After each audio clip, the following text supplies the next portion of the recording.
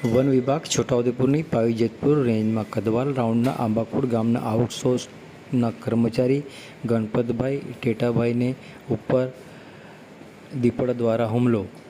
One વિભાગ છોટાઉદેપુરની પાવી જેતપુર રેન્જમાં કદવાલ રાઉન્ડના આંબાખોડ ગામમાં આઉટસોર્સ તરીકે ફરજ બજાવતા ગણપતભાઈ ટેટાભાઈ બારિયા ઉંમર વર્ષ 45 જેઓ વન સંરક્ષણની કામગીરી ચાલતી હોય નિયમિત જાળવણી અર્થે જંગલમાં જતા હોય એ મુજબ ગઈકાલે સાંજે જંગલમાંથી પરત ઘર તરફ આવતા સાંજે આશરે 6 વાગ્યાના અરસામાં વન્ય પ્રાણી દીપડા દ્વારા હુમલો કરી તેમને ખેંચી જઈ જંગલ વિસ્તારમાં અંદાજે 2 કિલોમીટર અંદર લઈ જઈને ઘટના સ્થળે મોત થયેલ.